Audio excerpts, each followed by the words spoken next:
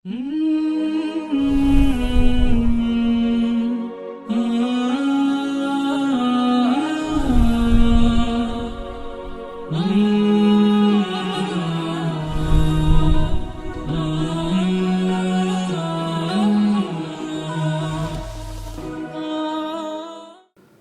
الرحمن الرحيم. الحمد لله والصلاة والسلام على رسول الله وعلى آله وصحبه ومن والاه. بەڕێزان و خۆشەویستان پێ خۆشحاڵین لە ئەڵقەیەکی تری بەرنامەی زاراوە قورئانیەکان دێینەوە خزمەتتان لەگەڵ مامۆستای زۆر بەڕێز مامۆستا سەفین. لە ئەڵقەی ئەو جارەمان دەچینە خزمەت زاراوەیەکی تری قورئانی پیرۆز، ئەویش زاراوەی ئەلئیسلاحە. ئیسلاح واتە ئیزالەة الفەساد، نەهێشتنی فەساد و گەندەڵی، بە کوردیەکەی دەبیتە چاکسازی. چاکسازی لە هەموو لایەنەکان، چاکسازی لە ئیعتیقاد، چاکسازی لە ئەخلاق، چاکسازی لە ئیقتیساد، لە سیاسەت، لە هەموو ئەو لایەنانە کە خوای گەورە باسی چاکسازی دەکات لە قورئانی پیرۆزدا، مەبەستەی گشتگیری هەیە و هەموو لایەنەکان دەگریتەوە لە قەول و فعل و هەروەها هەموو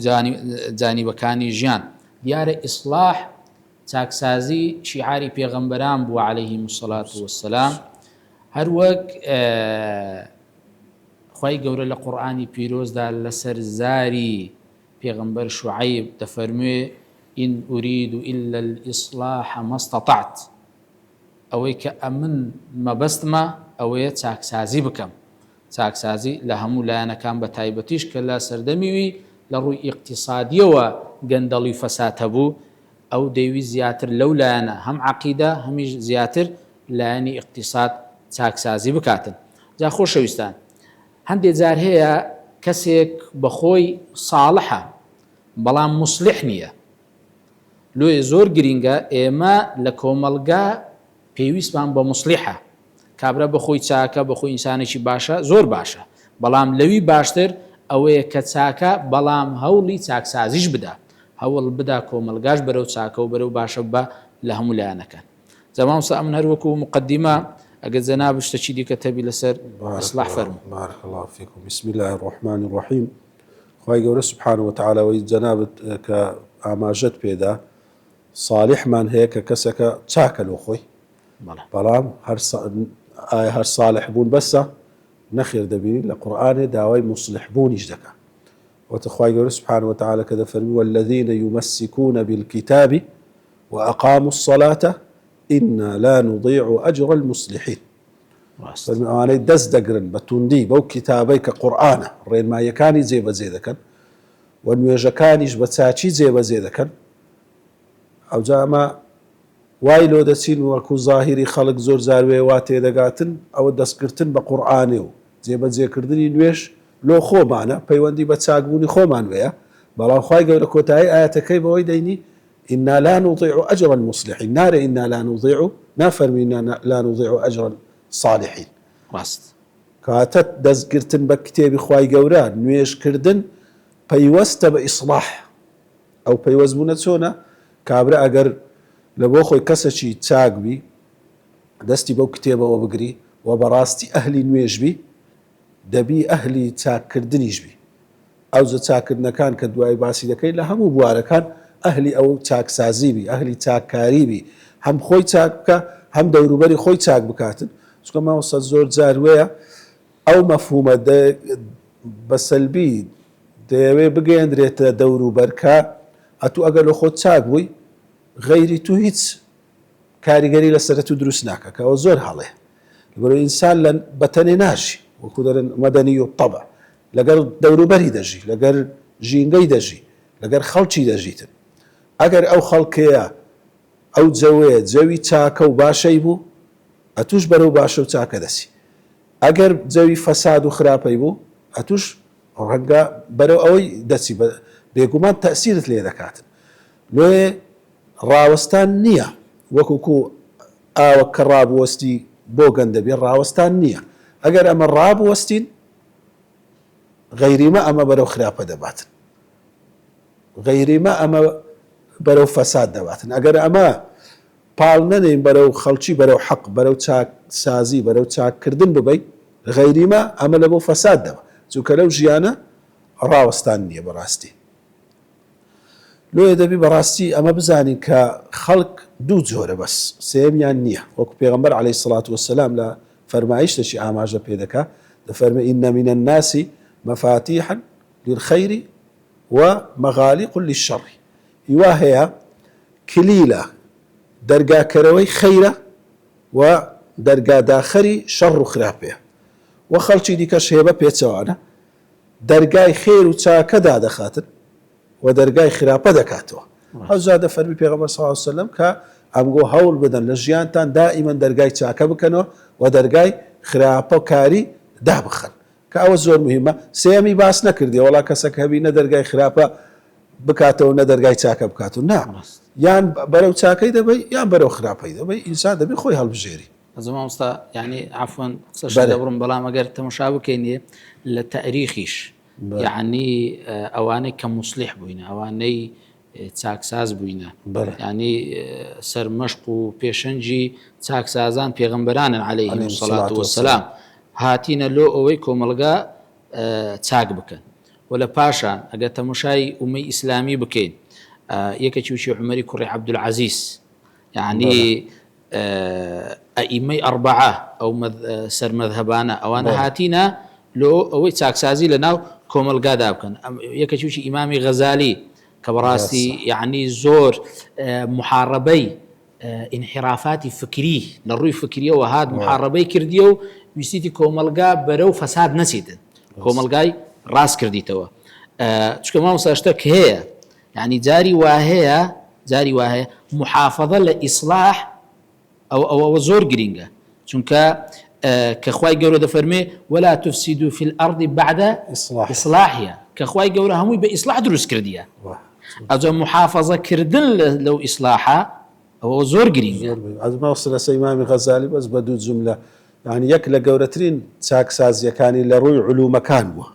علومی شەرعی یعنی پێشتر دەرێ هەستی کردیە کە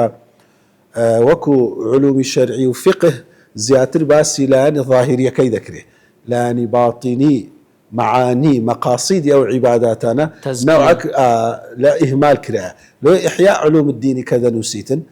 باسی لایەنی فقه دەکا کو نوێژ ئەنجام دەدرێت لە ڕووی ئەرکان و واجبات و شروطەکانی و باسی لایەنی باطینی و مەقاصیدی نوێژێش دەکا کە خوشوع و خضوعی نوێژێ ئەوها عیباداتەکان پێدا دەچی کە ئەوە هەم نەوعەک لە تەجدید بوو هەم نەوعەک لە ئیصلاح بوو لە علومەکان زەمان سانی لە بیرمان نەچیتن یەکێکی وشی شەیخ الئیسلام یعنی وەکو دەرێت لە ضدی تەتار ئیبن تەیمیە ڕەحمەتی خوای لێ بێتە یعنی دەورەشی باڵای هەبووە سەلاح الدینی ئەیوبی ضدی صەلیبیەت نەیویستێ کۆمەڵگە قائد بووە یعنی حەسەن بەنا ئەبوو ئەعلای مەودودی ئەوانە بەڕاستی لە ناو کۆمەلگا و لە ناو ئومەی ئیسلامی هەوڵیاندایە چاکسازی بکەن ناوەکە ماوەسەگەرێک زۆرن ڕاست ناوەکە زۆرن بەڵام ئەوەی تێبینی دەکەین یعنی لە هەموو بوارەش تێدایە زانایە لە بواری زانستی قائیدە وەکو پێشەوایەک یەک خستنی ئومەت و لە ڕووی قیادە و ڕیادەی ئومەت لە ڕووی وایە ئەوجە لە ناو زانستەکان لە حەدیث لە علومی فقه یعنی ئیصلاحاتی کۆمەلگا هیوایە وەکو مصلح لە ناو کۆمەلگا لە دەعوا لە ڕووی سیاسی ئەموو ئەبوارەکانی ژیان پێویستی بە مصلحە پشتی شێریان بەبەکەتیە لەو لایەنەی لە قورئانێکە وەکو جەنابشت ئاماژەت پێدا خوای گەورە سبحانه وتعالى باسی شوعیب عليه السلام دەکا و باسی پێغەمبەران دەکا پێغەمبەران عليهم الصلاة والسلام هەمووی لەوە ئیصلاحی هاتینە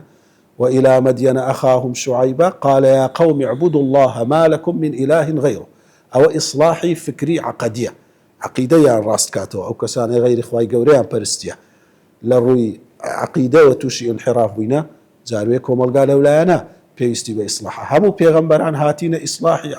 عقيدة وفكري أو خلقي بكن يكم زار بيرو باور ياد ساق بكن سكو أي بيرو باور أساسا دواي هر بيغمبر أشيش عليه الصلاة والسلام دەبینی ئەو پەیامەی تایبەت کردی یا زیاتر ئیهتیمام درایە لە ڕووی کۆمەلگاوە بزانێت چ خەلەلەکی سەرەکی هەیە لە سەردەمی شوعیب عەلەیهی سەلام قەومەکەی زیاتر مبتەلا بووینە بە فێڵکردن لە کێشان و پیوان ئەوەنیا لە تەرازوو ولا تنقص المكيال والميزان زیاتر تأکیدیان لەسەر ئیسلاحی وەکو برێ ئابووری دەکاتەوە لەلایەنە ئابووریەکە کە ئەوان تووشی فەساد و خراپەکاری بووینە دەیەوێت چاچیان کاتەوە لە کۆتاییش پێیان دەفەرمی ئین أريد إلا الإصلاح ما استطاع تنها من دمي أو يتساق بكم أو واقعة أو زي سلروي عقيدة سلروي بازرقاني وكارو كردوا أنزام دانا عفوا هل لسر أوش كدفرمين ما استطعت يعني إصلاح التي ودس في ذكاء يكم كابر ذبي إرادي هبي باشان استطاعة شي هبي أو ذاك دتواني إصلاح بكاتن و ئەوەی کە زۆر گرنگیشە ئەمە لە چیەوە لە چێوە دەست بە گۆڕانکاری و دەست بە ئیسلاح و چاکسازی بکەین لە نفسی خۆمان خوا دەفەرمێ إن الله لا يغير ما بقوم حتى يغيروا ما بأنفسهم کەواتە یەکەم نقطەی دەستپێکردنی ئیسلاح و چاکسازی نفسی خۆمانە بەڕاستی ئەزمۆ عفوا يعني ئەوە چەندان زۆر دەکە ئیسلاحمان هەیە يعني ئیسلاح یەکەم زۆری مع النفس چاکردنی خۆت خۆی کە هەر دەشڵێ ئیسلاح لە ئەسڵحەی هاتیە وانە چاکردنی شتە چییە کە ئەو شتە ئەگەر چاک نەکرێت تووشی فەساد دەبیتن ئەو نەفسە ئینسانیش وچی کۆت و هەر ئامێرەکەت هەبی سیارەکەت هەبی دەبی جارجارە بی بەی سیانەی بکەیت جارجارە بی بەی چاچی کێوە ئەگەر نا عیبەکی کەمی هەبی ئەو عیبە کەمەیە ئەتوو لەسەر ئەو عیبەی سیارەکەی هەر لێ بخوری عیبەکی زۆر گەورەی دوایە توش دەبیتن یان چەندان عیبی دیکەی توش دەبی ئەو نەفسە یەکەم جار ئەگەر کەمەک کیبری تێدا بوو کەمەک عوجبی تێدا بوو کەمەک ڕیایی تێدا بوو کەمەک حەسەدی تێدا بوو ئەو عیبانەی هەبوو زوو چاکت نەکرد زوو بە خۆداچوونەوە محاسەبەت لۆی نەبوو ئەوە سەردەکێشی لە بوو زۆر خراتر بوونی چونکە ونفسي وما سواها فألهمها فجورها وتقوى يعني أما لنفسي خومان توي تاكا وتوي خرابت سيندراه إن جار وايا أو كسي توي تاكا كي برا بيدا اهتمامي بيدا تاب دائرة شي زور ببري لي دروز دبي يعني شخوانا خواستا توي خرابي اهتمام بيدا وتاكا كي مرانديا دائرة شي زور بوغن وخرابي جنگاوي لێ بەرهەم هاتیە لەو خراپەی لێ دەبینی ئینسانی وا دەبینی دەرێ کو ئەوەندە شەڕ و خراپەی لێ دەوەشێتەوە ئەو بەس لەهانی خراپەی خۆی بەدووداچوو و ئینسانیش دەبینی عکس دەبینی ماشەڵڵا کو ئەوەندە پیاوەکی چاک و ئەوەندە خاوەن نەفسەکی پاکە ئەوە ئیسلاحی ئەوجە دائیرەی فراوانتر ئیسلاحی خێزان يعني ئەوەش مهمە قسەی لەسەر بکەین زۆری دووە خوای گەورە سوبحانە وتعالە داینە ئەو ژن و پیاوە وەکو خێزانە کە لەگە یەکدی دەژین پێویستیان بە چاکاریە پێویستیان بە نوێکردنەوەی ئەو عەهد و پەیمانەیە جار وایە قسەکی وا ڕوودەدا جار وێ هەڵوێستێک ڕوودەدا ئەگەر ئەتوو بەرەبەرە درشکانەکە بە تەهادە و تەحابوو وەنیا بە هەر لایەنەکی هەوڵی چاکردنەوەی ئەو پەیوەندیەی نەدەی موچینە سەردەکێشی لەو زۆر خراپتری لۆ خوای گەورە سوبحانە وتعالە فرميتي وإن خفتم شقاق بينهما فابعثوا حكما من أهله وحكما من أهله إن يريدا إصلاحا يوفق الله بينهم هر جنو بياوك هر چەند گەورە بی هۆر نیەتی چاکبوونیان هەبی لە دڵەوە چاچیان بووێ لە بۆ یەکدی إلا خوای گەورە وعدیدایە وەکو قاعیدەک يوفق الله بينهم توفيق دەکات دڵەکانیان لە یەکدی دەینی و ئەو وەزع و ئەو خراپەی مابەینیان چاک دەکات بەڵام ئەوە دووسەرەیە دەبی هەردووچیان هەوڵی ئەو چاکسازی و خۆ چاکردنەی بدەین زمان عفوا يعني هر إضافة نسخ كان زنابت يعني چاکسازی لە نێوان مسلمانان و ئیماندارانیش ئەوە وەکو خێزان وەکو یەکەم وەکو نەفس پاشان وەکو خێزان سێمینیان وەکو کۆمەلگا و بە تایبەتی نێوانی مسلمانان کە خوای گەورە دەفەرمێ وئین طائفتان من المؤمنين اقتتلوا فأصلحوا بينهما واجبي سرشاني غير وانا كإصلاح بك دور بركة كدوك الشريانة واجبي دور بركة تمشاكر دنيا تمشيان بكن كبداخل خلقك يستاك بينرا أتو دبي فأصلحوا بينهما دبي صلح لنيوانيان بكي وكو بيغمبري خواش صلى الله عليه وسلم لفرم دشي بازك هذا فرمي إصلاح ذات بين تاكسازي نيوان أتو دوكس كالليك عادزن دريان ليكشكايا أتو كبيشيان دەینەوە دەفەرمێ لە سەڵات و زەکات و لە حەدیسەکەی کە باز دەکاتن باشترە ئەوجە لۆ یعنی ئەو خاڵش زۆر مهمە کە ئەمە لەناو کۆمەلگا چکە کۆمەلگای الحەمدوللا کۆمەلگایکی ینی کۆمەڵایەتیە تێکەرە لەگەریەک هاموو شۆ سەردانی و ینی تەفاعولاتەیە زۆر گرینگە دوو کەس کە عاجز دەبن ئەو کاین کاس بە بەرپرسیارەتی بکەن ئەوجە هەر لەوەی کە ئینسان وەکو کۆمەلگا لە مجتەمع لە کۆڵانەکی خۆیتی لەو گەڕەکەی لە شوێنێکیە زۆر مهمە ئەهلی چاکەبی مەسەلەن کەسانی وا دەبینی لە کۆڵانەکی لە گەڕەکەکی خەمخۆرە ئەگەر کۆڵانێک تێک چووبی ئەگەر ئەزیەتێک هەبیتن ئەو هەوڵی ئیسلاح و چاکردنی ئەو شوێنەی دەدات جیرانێکی باشە لەگەڵ جیرانەکانی هیواشمان هەیە عەکسە دەبیتە زەحمەت خراکردن ئەزیەت لە بۆ ئەو خەڵکەی کە بەو کۆڵانەی دادێتن ئەزیەت لە بۆ جیرانەکانی دەوروبەری دروست دەکاتن حتا دەبینی کە ئیسلام چەند گرنگی بە مەسەلەی جیرانیش دەدات و وەسیەت دەکاتەوەی لەگەر یەکدی باش بن دائیمەن هەوڵی چاککاری بدەن زەماوەسە لە خاڵی دیکە چاککاری ئەگە فراوانتری بکەن چاککاری سوڵتە و دەسەڵات ئەوەش زۆر مهمە ئەگەر سوڵتە خراپ بوو بۆگەن بوو فاسید بوو ئایا هەروها ڕابوەستی ئینسانی موسڵمان نەخێر بە هەر شێوەیە کە لە بۆی دەگونجێ دەبی هەوری چاککاری بداتن هەولی ئیسلاح بداتن ئەوجا ئەگەر مدیرەکە لە ناو دائیرەکی ئەگەر مۆزەفەکە شتەشی لە دەستدا لە شوێنی خۆی کە دەسەڵاتەکی هەیە دەبی ئەوەندەی لۆی دەڕوات و بەدەستی دەڕوا هەوڵی چاکردن بکە هەوڵی ئەوەی بدا ئیسلاحی بکە ئەوەندەی قسەی دەڕوا و قسەی جێدەگری قسەی حەق بکە هەوڵی چاکردن بدا بە قسە وەکو خوای گەورە سبحانه وتعالى ئەمری کردیە لە سەرزاری هەموو پێغەمبەران عەلەیهیم الصلاة والسلام و لە سەرزاری موسى عليه السلام و هارون عليه السلام کە چوونە لای فیرعونی وأصلح ولا تتبع سبيل المفسدين هەوڵی چاککاری بدەن ئەو فیرعونە با تۆ کابراایەکی تاغی و لە ڕێ دەرچووبی و ئەوەندە خراپبی بەڵام ئەمگۆ هەر هەوڵ بدەن ئەو واقعی بگۆڕن ئەو سیاست و ئەو کاروبارە خراپانە بەرەو کاروبارەکی باش بگۆڕن و ئەو مەسئولیەتی تاکتاشی کۆمەلگایە کە هەست بەو مەسئولیەتە بکەن زەماوەستا ینی یەکێکی دیکە لە ئەولەویاتی ئیسلاحیش ینی ئەوە لایەنی سیاسی زۆر مهمە لایەنی فکر و عەقیدەش ینی ئەوەش یەک بووە لە ئەولەویاتی ئیسلاح لە لای پێغەمبەران عەلەیهیم الصلاة والسلام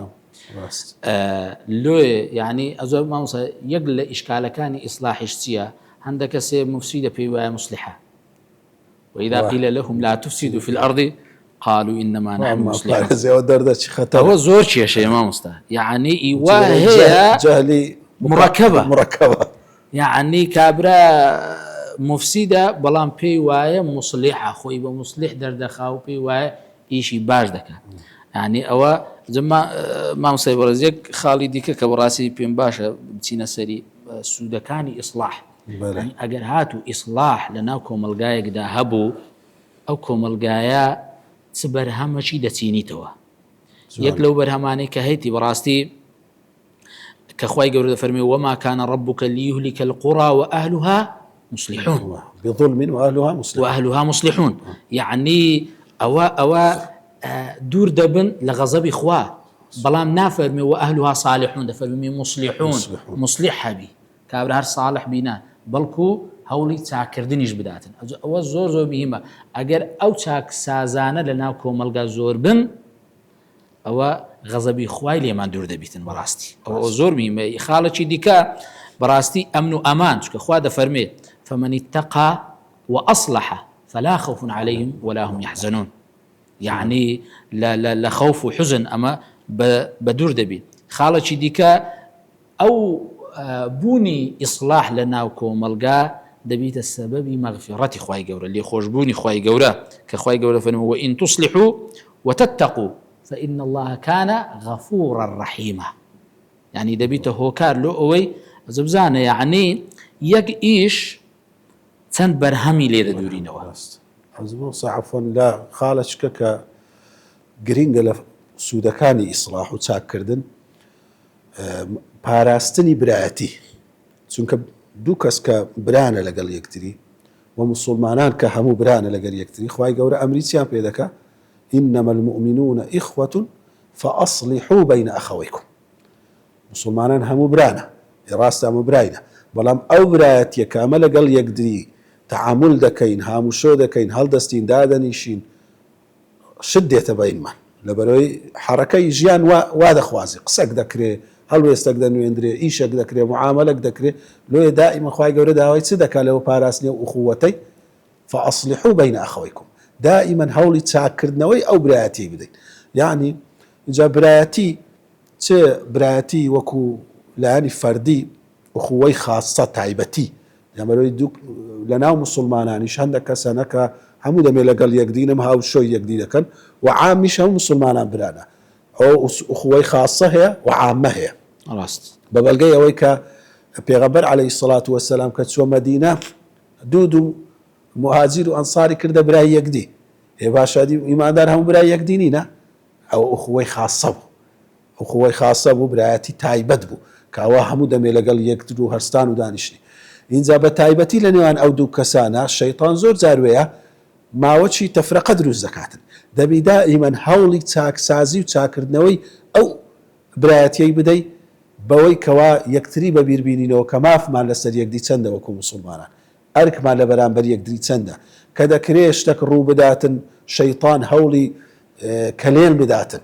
وقل لعبادي يقول التي هي أحسن إن الشيطان ينزغ بينهم شيطان دائما هولي تيكدان ددا هولي فساد ددا هولي خرابة كاري ددا ودبي بعكسه وش مسلمانيش دائما هول بدا ما بين خوي ومسلمانان ما بين خوي وبراي نزيك يا براي دوري لخوي تهاج بكاتن إجا أهل الكفر همو دمي لهول دانا أو براتيو أو چاکەکاری مابەینی مسلمانان تێک بدەن مسلمانانیش دەبی ئەو فیتنەیەی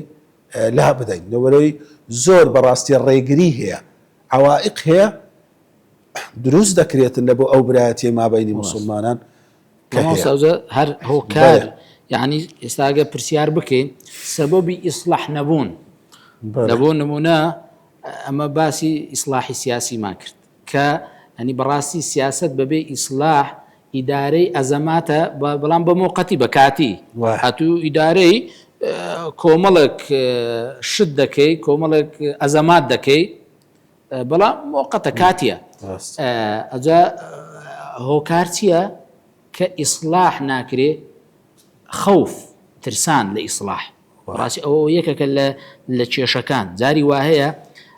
ئەوانەی کە بە ئیسلاح هەر ناستن کە پێویستە لە سەریان پێربستن دەترسێن ئەو ترسە زۆر مشکیلەیە یان جاهلیان هەیە خۆی جاهلی بەدین هەیە یان وەکو ئیشارەتیان پێداین کەەوە کاتەکەمان بەرەو کۆتایی دەچێر بە کورتی یان جاری وا هەیە ئەسڵەن دوژمنانی ئیسلام هۆکارن لەوەی کەوا ئیسلاح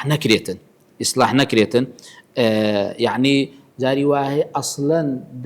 دعمی هەندێک فرقە و کۆمەڵ و جەماعەت و ڕێکخراوی منحەریف دەکرێتن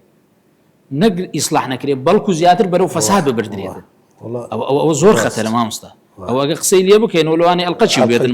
ڕاستە ئەجە بەڵام ئەوە ئاماژە پێ بدەین لە کۆتایی کە کاتەکەش نەمایە لە ڕووی عەقیدە و قسەکەی بکە و ئینشاءڵڵا جەناب کۆتایی پێ بێ لە ڕووی عەقیدە و فکرەوە دوژمنان ئیش دەکەن لۆ فەسادکردن لە ڕووی ئیقتیسادەوە چەند وڵات هەیە دەوێت ئیقتیسادی خۆی چاکە لێی ناگەڕێن عالەمیە لە ڕووی ئەخلاقەوە ئیش لەسەر ئیعلام دەکرێتن لەوەی فەساد بکات و ئەو ئیسلاحە نەبی لە ڕووی اقتصادی لۆیە ئەرچی هەموو کەسە چیە کە یارمەتی دەری ئەهلی ئیسلاح بی و دوور بی بە هیچ شێوەیەک یارمەتی دەری ئەهلی فەساد نەبی بەلایانی کەم ئەوە واجبە ولا قیامەتێ لێمان دەپرسێتەوە و دائما دوعا بکەین خوای گەورە لە ئەهلی صلاح و ئیسلاحمان بکە لەگەڵ ئەو بەرەیە بین خوا نەخواسا لەگەر بەرەی تێکدان و خراپەکاری و فەساد نەبین ئینشاءالله لە کۆتاییدا داوا لە خوای گەورە دەکەین کە لێمان قبول بکە و لە ئەهلی صلاحمان حساب بکە خوای گەورە پاداشتی جەنابیش بداتەوە صلى الله على سيدنا محمد وعلى آله وصحبه وسلم